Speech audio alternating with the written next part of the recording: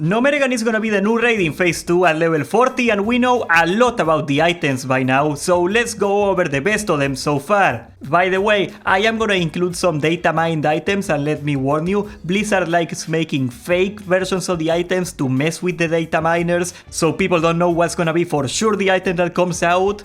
But with that said, be cautious, I am gonna show them to you. Let's start with a couple of the common caster loot items that everybody's gonna want. The emissary cuffs are leather blue bracers that come with a random enchantment, and since they come with random enchantments, they are gonna be the highest item level spell power of an element possible in the game at that point. Of course, sadly, only druids, shamans, and paladins are gonna be able to make use of any of it, because those are the ones that can cast. You can get them of nature damage for the shaman, for example, of healing for the paladin, something like that. It is a pain in the butt to get the actual good one, because it comes from a 50% rare spawn in the game. That's the 50% chance to spawn, and on top of that, the drop chance is 42%, and there are 14 possible enchants on top of that, so your chances of actually getting the item with the right enchant that you want are less than 1.6%, making it ironically one of the rarest items in the game. Yeah, I probably wouldn't count on it. There is also a really nice blue ring that can spawn with 14 spell power of your given element on it. It drops from Mechgineer Thermaplug, the last boss in the raid, and it will definitely be in your best in slot list if you can get it. Of course, this is freaking vanilla and the drop rate are rigged. The chance of getting this ring and an actually good one like fire or frost is gonna be like a 0.6% chance. Another really interesting one is the electromagnetic Gigaflux Reactivator. What a name. It is a cloth helmet. This thing has some intellect and spirit on it, but the really cool part is the active. You can pop it and it will do a bunch of AoE, and it will also put a lightning shield on you. I personally see every warlock tank wanting one of these. It sounds so convenient to do AoE threat with it. But the specs that have no real AoE, like the Shadow Priest, are probably gonna like having something like this too, so they can for a brief second think that they matter. Okay, let's talk about the actually cool loot. I am gonna start with one item that I think is definitely gonna get reworked, but nonetheless is super important.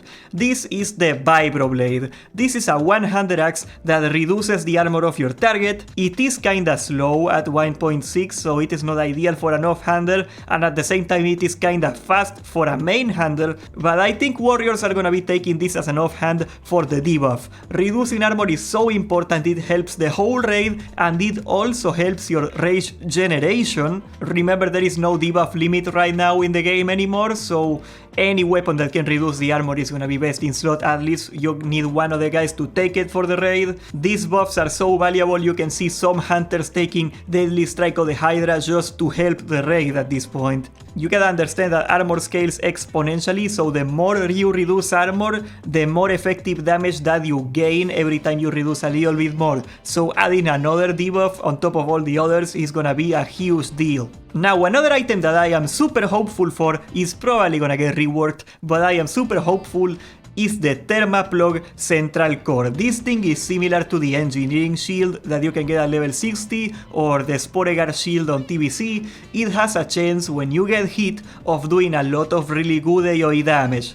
This is gonna make warriors and paladins really strong in AoE. As a matter of fact, we might see some paladins AoE farming at level 40, depending on how strong this shield gets. If the cooldown comes out really low, we are definitely gonna see paladins soloing dungeons for boosts or something like that. That's pretty cool. There is also a really cool quest reward that we can finally get now that we go into Gnomeregan. These are the Trip Runner Dungarees, and yes, they are real. They got so much agility on it, they might as well be Will Smith's wife bending over to take fork. You can get this from the Dwarven District in Stormwind or the Valley of Honor in Orgrimmar.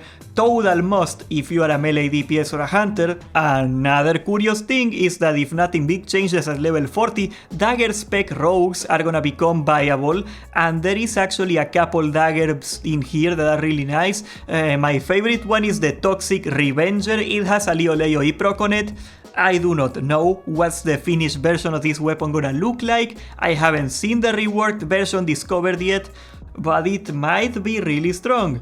Now, if you ask me what's the most iconic item in all of Gnomeregan, that question is very easy, and that is the manual crowd pommeler. This seemingly crappy weapon has one thing that makes it unique: it can increase your attack speed by 50%. Now, you know that druids do not scale with weapon damage. Well, aside from Lacerate, I guess Lacerate does scale with weapon damage, but that's it. So since your weapons are useless if you are a cat or a bear, having a weapon increase your attack speed is the best thing you can probably hope for, because the game is not supposed to have you doing 50% more attack speed. In turn, the bear is gonna generate way more rage than he should have, and that's what made bears viable again in vanilla at level 60. And if things go right, this might make the bear one of the strongest classes in the tier. The original manual crowd pommeler had 3 charges, and once you spent those 3 charges, it was pretty much useless. You couldn't use it anymore. So what people had to do, it was go to Gnomeregan and farm 20 of these every day, just so they could keep it up the whole raid, throwing away the old ones. But we do have the data mined version of the new manual crowd pommeler. It is called the automatic crowd pommeler. I think that's funny. The main thing and only difference is that instead of having 3 charges, it is gonna have just a 3-minute cooldown, and while it is more convenient, it is a huge nerf. The old MCP gave you an uptime of 90 seconds on a 30-second cooldown after the 3 charges because you had to swap the weapon. It was much better than the 30 seconds on a 3-minute cooldown that we are gonna get. Okay, Conspiracy Andy here, because I've been asking people. I will test this one as soon as it comes out. What if you were to get 2 of these weapons, for example, and you use one and you swap the weapon? Will it still be on cooldown? That is something I don't know. People tell me it is, people tell me it won't. But let me tell you, if it stays the way it is, and with how Lacerate works, the MCP is not gonna be the best in slot weapon for the bear after level 60 anymore. So I hope to God that we get an actual good replacement. Finally, I am gonna give you some speculation of what's gonna be the epic weapons from what we know now.